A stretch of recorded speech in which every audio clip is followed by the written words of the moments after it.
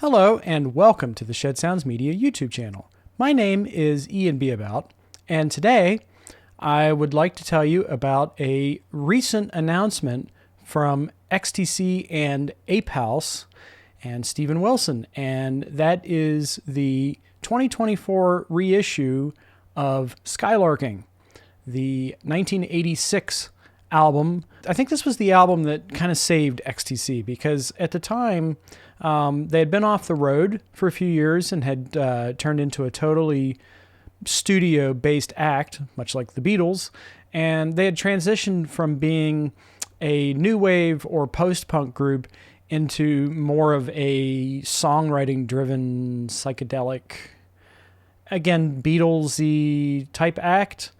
And in my opinion, wrote some of the best songs of the era. But at the time, they weren't doing very well. And Skylarking put them back on the map, particularly with the song Dear God, which created quite a lot of controversy, especially in the southern parts of the United States.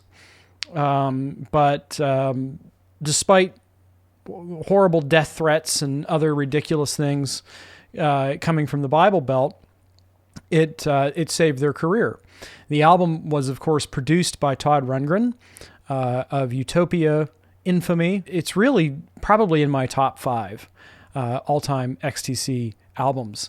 So today, they've announced a new Atmos reissue of the album, and I had already recorded a video kind of lamenting the fact that, oh, well, there's other XTC records that have yet to be given the multi-channel treatment. But then I realized that the previous edition from 2016, which I have here, is out of print. This is no longer available anywhere. So to me, it's totally justified to go back and release this with a new mix. But also it includes the previous mix.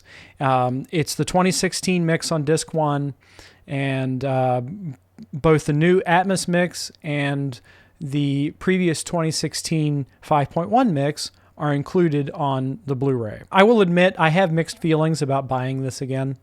This is maybe the 3rd or 4th time I bought this record, including the vinyl, which I do have a copy on vinyl that doesn't have Dear God. That's got Mermaid Smiled, so that's pretty cool. But I've bought the remaster from 2001. I've bought the corrected Polarity edition, which YouTube will not let me show. And of course, I've also bought the 2016. There have been instances, I think, where Steven has gone back and remixed stuff that he had originally done in 5.1, and he did a better job. For instance, I would say Lark's Tongues and Aspic, the King Crimson album, might actually sound better on the Atmos mix than on the 5.1 mix from 10 years before. So there's a possibility that this mix is going to be astounding. I'm certainly open to being blown away by this, and I'm certainly planning on picking it up. It doesn't cost that much. It's like under $30. So not really a huge deal to rebuy this, at least for me. And I hope to review it on here. So if you want to keep track of what I'm going to review in the future, please do subscribe to the channel. This comes out on, I want to say the 27th. It comes out on the 27th of September. And I do plan on picking this up and reviewing it. So please do. If you're interested in it, please consider subscribing to the channel because I do plan on covering it. Also, make sure you like this video because that will help with the algorithm and getting my content better seen. Also, if you would like to interact with me, if you have a question or concern or thoughts, let me know in the comments.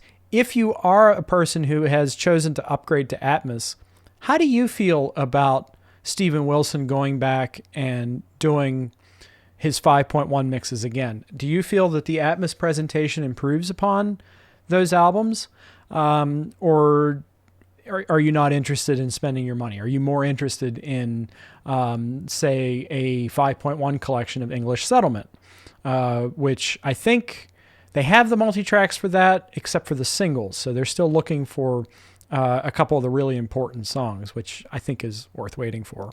Or Mummer. I think that's another one that the multi-tracks are lost.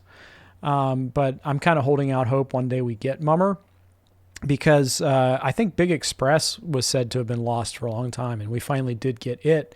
And the Atmos mix of that is incredible. So yeah, with that in mind, please do interact. I would love to hear from you in the comments section. How do you feel about 5.1 versus Atmos? Do you think it's worth an upgrade? Yeah, also, if you have something you wish for me to cover on the channel, you can let me know in the comments too. I have included a Amazon wish list, a link to an Amazon wish list in the description of this video, just in case you'd like to donate some music to the channel. Of course, anything you donate is fair game to review. So if it's on there and you'd like to hear me talk about it, that's a great way to make that happen. All right, well, it's been real fun. I'm looking forward to this release. This is one of my favorite albums. I just listened to the 5.1 mix earlier this week, and I still think it sounds incredible, really. But I'm curious. I'm curious to see what the Atmos presentation changes, if it changes anything. All right, I think that's it for me, at least on this subject for today. But you'll hear from me real soon. My name's Ian Beabout, and have a good day. Bye-bye.